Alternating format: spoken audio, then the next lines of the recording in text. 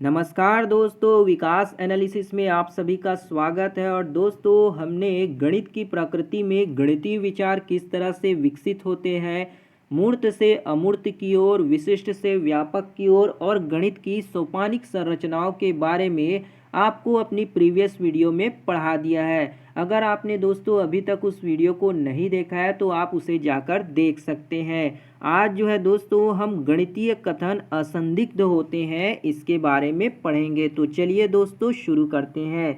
किसी ऐसी गणितीय संकल्पना पर विचार कीजिए जिससे आप पूरी तरह से परिचित हैं, जैसे गोल। गोल की परिभाषा स्पष्ट और सुनिश्चित है। गोल की परिभाषा कैसी होती है? स्पष्ट होती है और सुनिश्चित होती है। यदि कोई वस्तु दी गई हो तो आप यह निश्चित रूप से बता सकते हैं कि यह गोल है अथवा नहीं। अगर आपको कोई वस्तु दिया जाए और अगर आपको गोल के बारे में कोई जानकारी है तो आप निश्चित रूप से बता देंगे कि ये वस्तु गोल है या फिर नहीं। इसी प्रकार गणित में भी किसी भी संकल्पना की परिभाषा या कोई गणितीय कथन बिल्कुल असंदिग्ध होते हैं, अर्थात किसी भी तरह का कोई कंफ्यूजन नहीं होता, यानी संदेह की कोई गुंजाइश नहीं होती। ऐसा इसलिए है क्योंकि गणित के इस अमूर्त संसार को हम औपचारिक रूप से बनाते हैं, कुछ संगत अभिगृहितों को मानकर। फिर इन अभिगृहितों के आधार पर हम कुछ अवधारणा को औपचारिक तरीके से स्पष्ट करते हैं। गणित के कुछ अवधारणाओं को हम मान लेते हैं और उसे हम क्या करते हैं? स्पष्ट और परिशुद्ध रूप से परिभाषित करते हैं। जब एक बार अभिगृहितों जो भी ऑक्सिम को चुन लिया जाता है और स्थिति को परिभाषित कर दिया जाता है तो अस्पष्टता की कोई भी गुंजाइश नहीं रह जाती। हाँ, अक्सर हम जब गणितीय शब्दों को वास्तविक जीवन में इस्तेमाल करते हैं, जब गणितीय जो शब्द होते हैं उनको जब हम रियल लाइफ में यूज़ करते हैं तो हम उन्हें गणितीय परिभाषा के अनुसार इस्तेमाल नहीं करते, अर्थात जो गणित में जो परिभाषाएं होती है उसके अनुसार हम उसे अपने दैनिक जीवन में यूज़ नहीं करते। ऐसा करने से हो सकता है कि उस शब्द का इस्तेमाल सुनिश्चित रूप से ना हो, अर्थात उसके कोई अलग अलग अर्थ निकले। जैसे हम दैनिक जीवन में आधे शब्द का प्रयोग लगभग दो बराबर भागों में बटी हुई वस्तुओं के लिए करते हैं। आधा शब्द मतलब दो भागों में बांट दिया गया हो, परंतु गणित में आधा शब्द हमेशा दो बराबर भागों में ही बाटी वस्तुओं के लिए प्रयोग में किया जाता है। जैसे कि हम एक आम जिंदगी का एक उदाहरण ले सकते हैं। अगर हमें कोई आधा गिलास पानी या आधा गिलास दूध लाने को कहता है तो हम अनुमान से आधा लाते हैं, परंतु गणित में कुछ भी अनुमानित नहीं होता। गणित में क्या होते हैं? सब चीज़ एक्यूरेट होने चाहिए, किसी भी तरह का कोई अनुमान या लगभग की बात नहीं करते। ऐसा और एक उदाहरण लीजिए जिनमें गणितीय शब्दों को अशुद्ध रूप से दैनिक जीवन में प्रयोग किया गया हो, उन उदाहरण को चुनने का कारण भी बताइए। ये हाँ, हमारे पास प्रश्न दिया गया है और हमसे पूछ रहा है कि हमें गणितीय शब्द को अशुद्ध रूप में दैनिक जीवन में प्रयोग किया गया हो और उसको चुनने का कारण भी बताइए।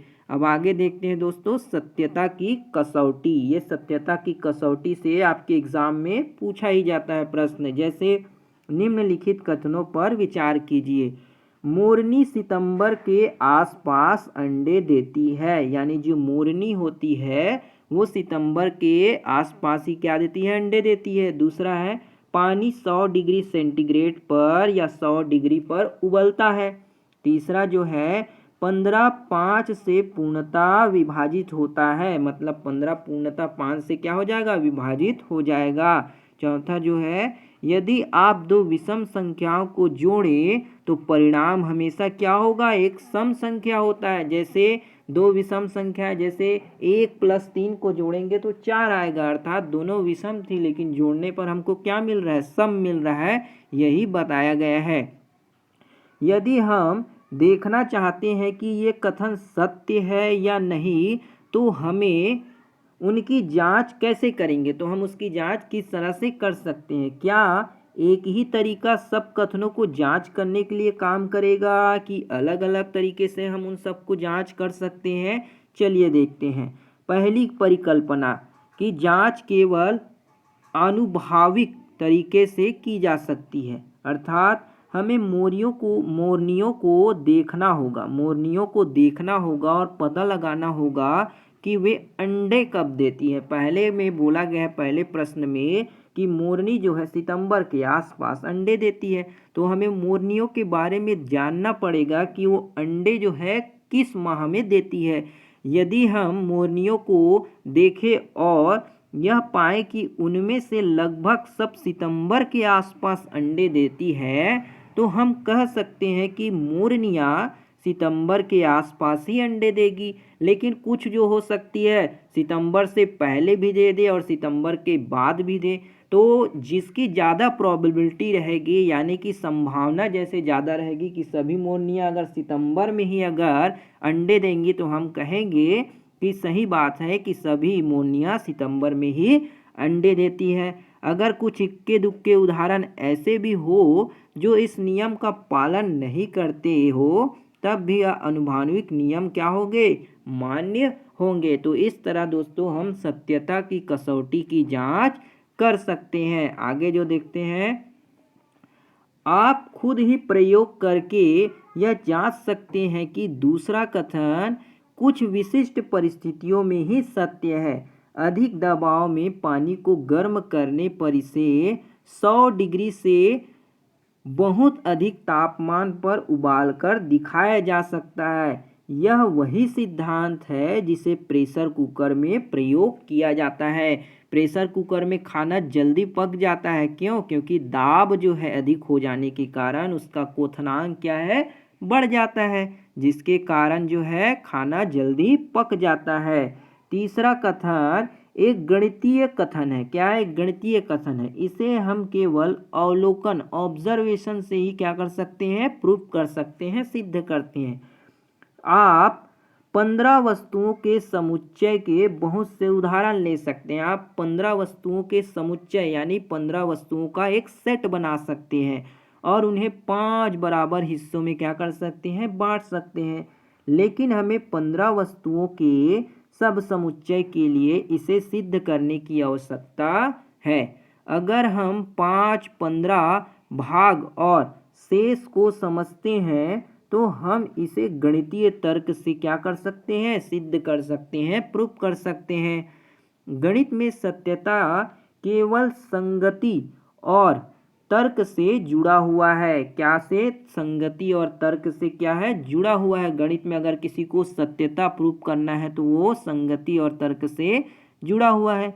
किसी भी गणितीय कथन की उत्पत्ति तर्क की श्रेणी से बनती है।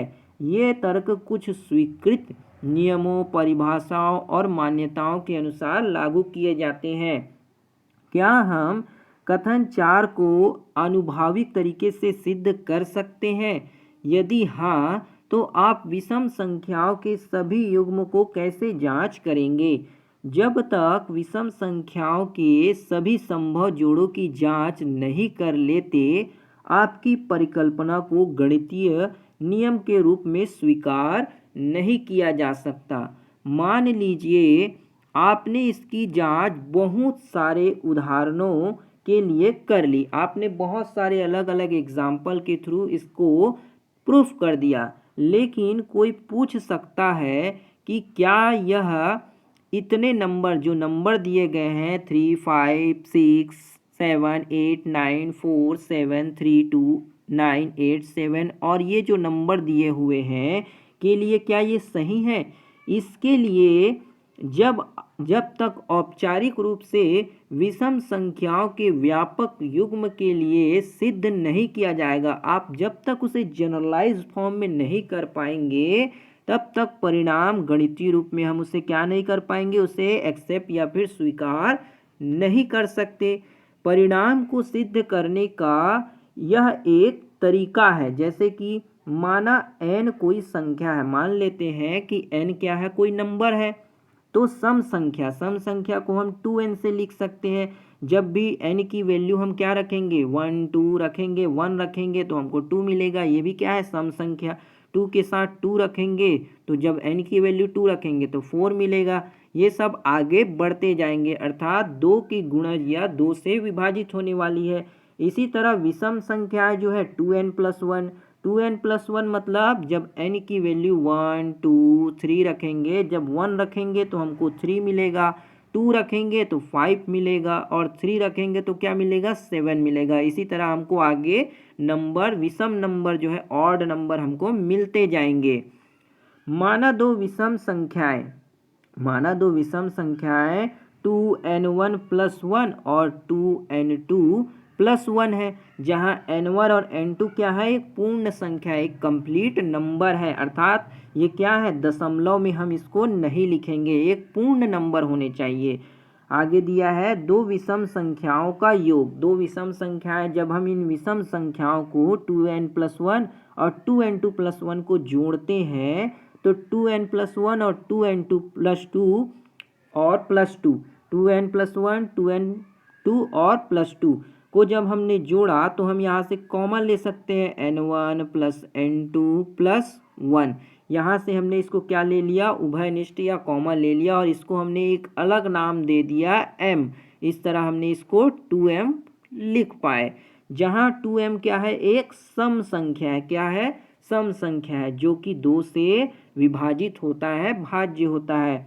इस प्रकार दो विषम संख्याओं का योग क्या होता है हमेशा एक सम संख्या होता है। इस तरह हमने प्रूफ कर दिया कि दो विषम संख्याओं का योग जो होता है हमेशा सम संख्या होता है। यहाँ हमने परिभाषाओं विषम सम पूर्ण संख्या, पहले से प्राप्त परिणामों, पूर्ण संख्याओं का योग हमेशा एक पूर्ण संख्या होता है का तर्क का प्रयोग किया। यहाँ कोई अवलोकन हमने कोई ऑब्जर्वेशन नहीं किया। यदि कोई इन परिभाषाओं और पहले से प्राप्त परिणामों को नहीं जानता है, पहले से जो परिणाम रिजल्ट है उसको नहीं जानता है, तो वह इस उत्पत्ति को नहीं समझ पाएगा। अर्थात अगर उसको पहले से इन सब के बारे में कोई भी नॉलेज नहीं है, कुछ परिणाम की जानकारी नहीं है, तो वह इसे नहीं समझ पाएगा। तो इस तरह से दोस्तों हमने गणित के जो किस तरह से हम उसे गणित की प्रकृति में समझ सकते हैं उसके बारे में हमने आज पढ़ा। तो आज की इस वीडियो में दोस्तों बस इतना ही। अगर वीडियो बढ़िया लगा हो तो लाइक ज़रूर कीजिएगा, शेयर सपोर्ट और सब्सक्राइब जरूर कीजिएगा। इसका नेक्स्ट पार्ट जो है दोस्तों हम बहुत ही जल्दी लेकर आएंगे। इस तरह दोस्तों छोटी छोटी वीडियो में ये सारे चैप्टर आपके टॉपिक वाइज कंप्लीट हो जाएंगे। तो मिलते हैं दोस्तों अगली वीडियो में, तब तक के लिए जय हिंद, वंदे मातरम।